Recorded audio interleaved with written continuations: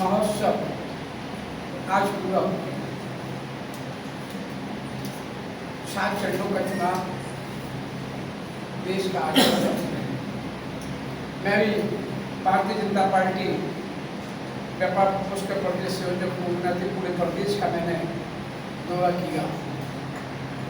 व्यापारियों के बीच में अधिकांश प्रत्येक लोकसभा में मेरा जाना हुआ।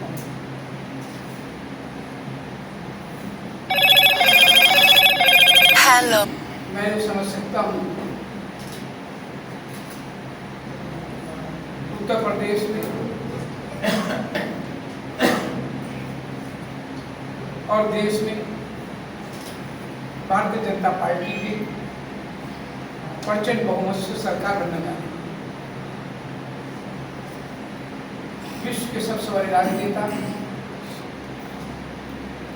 भारत के लोकप्रिय प्रधानमंत्री आदरणीय नरेंद्र मोदी जी के नेतृत्व में भारतीय जनता पार्टी और एनडीए प्रचंड बहुमत की ओर बढ़ रहा है और आशा और विश्वास करते हैं कि 4 जून को बहुत आश्चर्यजनक, बहुत देश को एक संदेश देने वाले, बहुत देश की खुशहाली को बढ़ोतरी देने वाले भारतीय जनता पार्टी के पक्ष में जो मैंने उत्तर प्रदेश के आम जनमानस के साथ साथ व्यापारियों का झुकाव देखा, माता बहनों का अपने प्रधानमंत्री जी के प्रति जो प्यार और उत्साह देखा, युवाओं का जो हमारी पार्टी के प्रति ध्यान देखा और किसानों का जो आशीर्वाद प्रधानमंत्री जी हमारी पार्टी के प्रति देखा, उसके बल पर मैं कह सकता हूँ कि उत्तर प्रदेश की 80 की 80 लोकसभा सीट और देश में 411 सीटें भारतीय जनता पार्टी जीतने जा रही है।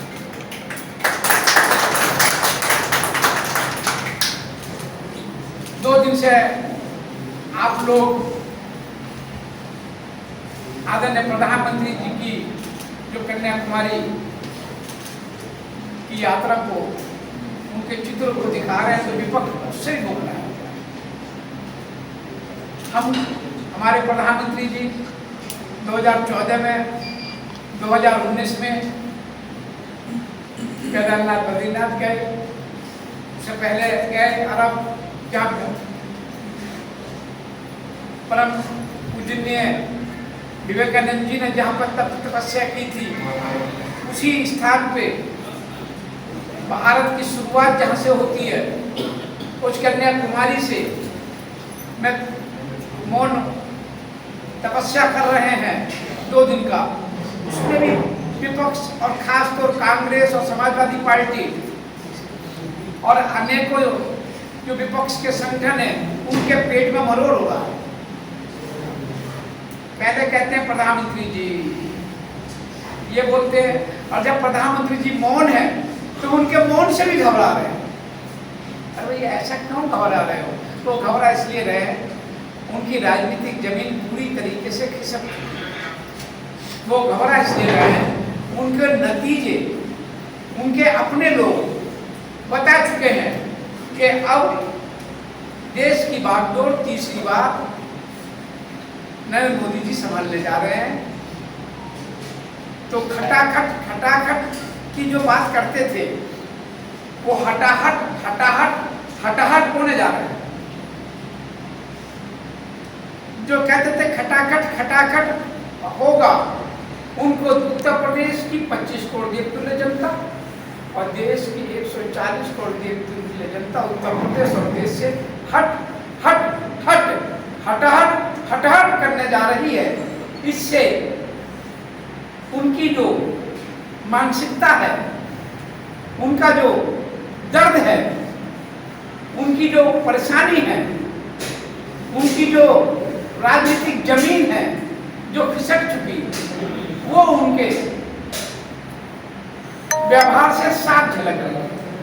देश को आजाद हुए 77 वर्ष हो गए, इसमें 57 वर्ष एक पार्टी ने राज किया। तो उत्तर प्रदेश में कभी पिताजी कभी बेटे जी 15 वर्ष एक पार्टी ने राज किया उत्तर प्रदेश में। तो उत्तर प्रदेश में 2017 से पहले और देश में 2014 से पहले क्या हालात थे, उसमें सबसे ज्यादा अगर खमियाजा किसने भुगता था तो मेरा व्यापारी समाज था। 2017 से पहले उत्तर प्रदेश में गन पैंट पे व्यापारी को लूट लिया जाता था। लूट, डकैती, हत्या, रंगदारी, चोर वसूली से उत्तर प्रदेश जलता था। माता बहनें सड़कों में सुरक्षित थे, अपने घरों में सुरक्षित नहीं थी।